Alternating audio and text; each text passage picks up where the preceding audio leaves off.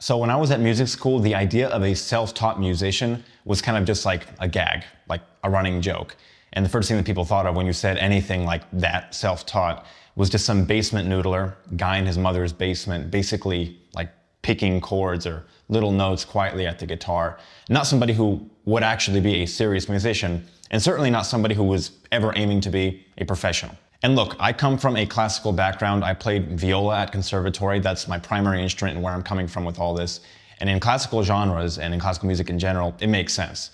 Because there's kind of like a 10-year feedback gap, or I guess a competence window, where if you are trying to be a professional player, then you need that amount of time simply to be able to get the basic level of technical competence to match your peers and to adapt in a professional industry before you can even begin to think about pioneering something new or being a genius or any sort of elevated level of creativity. You need the technical competence first in that genre. And certainly in contemporary genres, I mean, anything that's not classical, pop, rock, jazz, whatever, you're gonna see a lot more self-taught musicians, and you do see a lot more self-taught musicians.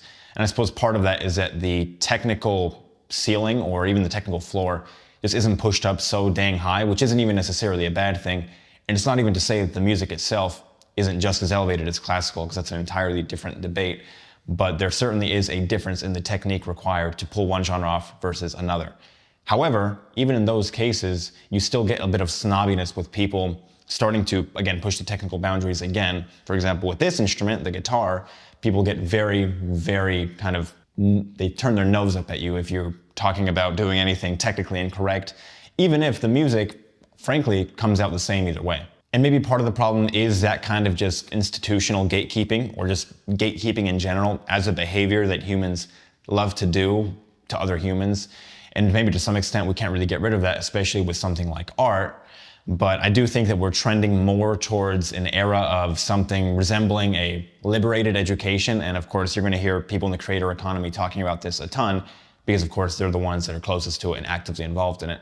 But even so, I do think that traditional education is obviously beginning, or maybe already has lost a lot of its instant kind of validity or credibility, because we all know that going to college and trying to get a job that way, just by having a degree, is already failing a lot of young people today. And that type of sentiment is reflected in pretty much every industry, not just music and not just the general workforce either. But anyways, just to get back to topic here, I don't think the word self-taught really means anything.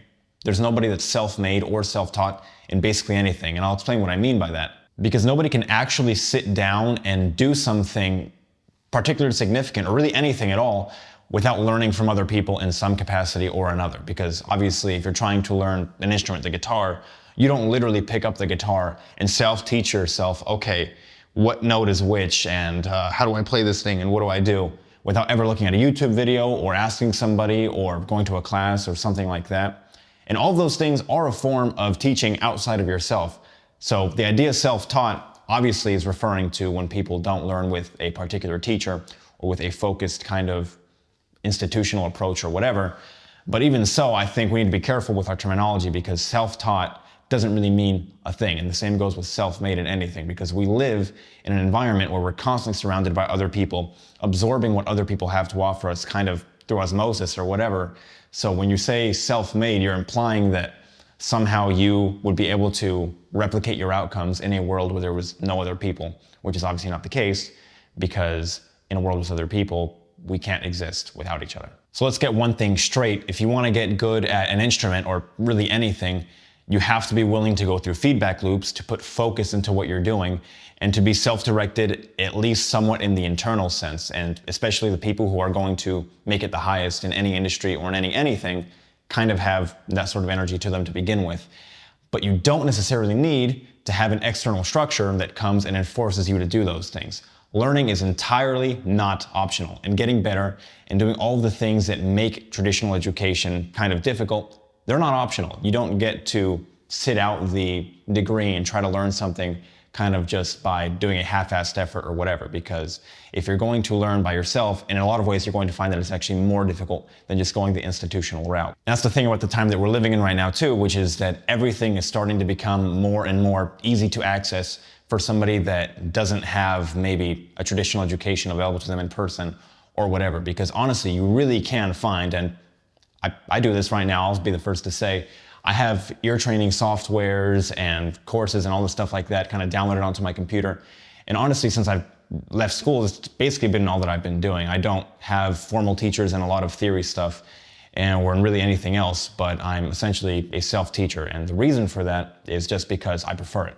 And that doesn't mean that everybody's going to prefer it or that it's necessarily a full replacement to the institutional version, but the closer we get to technology accelerating, and especially with so much worries about AI and everything, like, all this other stuff that seems unrelated, but really infects everything, including music, is going to affect how cheaply we can access stuff, and basically is going to drive the access that everyone has for basic tools, and honestly the value towards education kind of towards zero. So it's kind of going to change things for good from now on. So look, yeah, you can self-teach an instrument, and for a second I'm going to use myself as an example, because I, of course, have been playing the guitar for a very short period of time, maybe 2 months or something like that. Whenever I posted my video that you can reference, 2 weeks of guitar progress or whatever on my channel, by the way. Basically, I was self-taught. I didn't actually go to any teacher or anything. I just studied through, University of YouTube or whatever. And I was coming from a particular background where that was actually quite possible and maybe even wise for me, because I'd been playing viola for 10 years. I was already a high-level string player, so all of the facility that came with the left-hand side of things was already essentially there. The only thing that I had to learn from scratch was how to pick and do all this crazy right-hand stuff on the guitar. But honestly, if you ask most beginners what they're struggling with most on the guitar, it's usually the left hand anyways. So in a sense, I kind of skipped the beginner hell on this side of things. And even so, being someone with a high-level background in music, I knew music theory, I already had a very good ear, and I knew what I was listening for, and I knew that technique should always come first, and you should be extremely relaxed in everything that you do on any instrument. Even so, I made mistakes, and every couple weeks when I was learning a new technique, or when I was first learning my alternate picking, or I was learning how I should hold the pick, or all this technique stuff that I essentially had to figure out for myself, I would find every couple weeks that I'd made some sort of mistake, and I would have to go back and fix it. And if you're somebody who can't identify those mistakes, or somebody who is maybe not treating this as a full-time sort of effort, not that you have to, then you might be tempted to just let habits and mistakes slide. And in that case, self-study is going to be something that sabotages you. And certainly the joke or the kind of meme that self-taught musicians just suck will hold up at that point, because you will probably suck way more than you would have if you would have just worked with somebody or taken it seriously and used your resources that were available to you. But even in that case, I was still following a kind of basic feedback protocol, and what I would recommend for somebody who is actually trying to do a similar thing, whether you have a music background or not, is that you are being very keenly aware of how you actually sound and how much progress you're making. And honestly, most experienced musicians are going to rely on their ear first and foremost. And actually, if you're talking about a lot of orchestral musicians or people who often just have trouble hearing themselves because they're playing with so many other people, they're going to rely on feel a lot. Because something that Stanley Konopka of the Cleveland Orchestra, when I was studying over there, shout out to him, something that he said was that when they play, and he was talking about the viola section at the Cleveland Orchestra, a lot of them aren't actually listening to themselves at all. They just know the physical feedback from their instrument. And the reason that they know how it should feel when something is sounding right, or that there are no beats when something is in tune or something like that, even though they can't actively hear themselves, is because they've set up those feedback loops during their practice and during their many years of playing and performing with others. So when they play something and they detect that there's kind of like a crunch to the strings when they hit the bow, or that there's a beating frequency, again, when they're playing something out of tune, they know how to adjust and they can do that. But if you're starting from scratch, then you have to build those habits for yourself. And one of the easiest ways to do that is with a teacher. However, it is not necessarily required, and you can do it on your own. So I'm going to give kind of a blanket recommendation here, which is that if you are a beginner, somebody who is self-teaching an instrument from scratch, you record yourself, like non-negotiable weekly recordings or whatever. You don't have to record yourself every session. In fact, you probably shouldn't, because you should be learning to rely on your ear. But you do need to record yourself to learn how you actually sound. And inevitably, and this happens to every experienced musician or any musician in general, when you record yourself playing and you listen back to it, you're going to think it sounds like shit. And maybe in a lot of ways it does, but also you're just not used to hearing yourself from a third person perspective. That's why when you record your own voice and you're watching back the video later, most people really hate how they sound until they actually come to grips with the fact that that is how they sound. That's how everybody knows them, and nobody else thinks you sound weird. It's just you when you listen back to it. But you need to be recording yourself.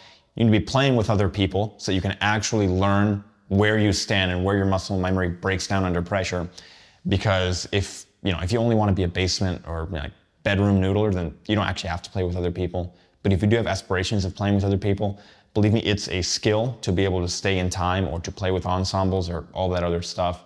And you need to actively practice it as such if you want to be good at it. At the same time, actually playing music more than just working on technique. And when I say playing music, I'm talking about actually playing through entireties of stuff and being able to get through full chunks of music, which again goes along with playing other people, is going to be necessary, because a lot of people are going to end up just playing chunks or snippets, or they can do little things and like, oh, that sounds cool, but they never actually get themselves in the habit of seeing a 5-minute piece of music all the way through without stopping and getting in the habit of doing it that way. And also keep in mind that playing with other people doesn't necessarily mean having some like advanced, serious gig that expects you to, be taken very seriously and to sound really good. You can honestly just join very simple bands and just do, like, if you're playing guitar, you can do rock gigs and that type of thing, where you're just playing like 1-3 power chords all the way up the neck on the bottom 3 strings and you don't have to do anything else. Or you can grab a pick, you can just be a pentatonic warrior, and this is one of the first kind of things that I thought was cool when you pick up the guitar, is that you can just kind of play these random shapes anywhere on the neck. And sorry if it sounds like shit, I'm not warmed up, but you could just...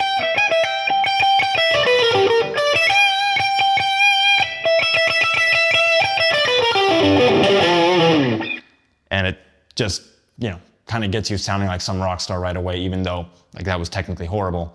And you don't actually have to really know what you're doing. You can just play these basic shapes. So yeah, the answer was just practice. And sorry, I'm not gonna have an app for you to download or sell you a course, but you do still need to practice. And it's the same thing that applies to anybody. And obviously the serious people are going to be the people who often try to get a teacher or at least feedback from other people anyways.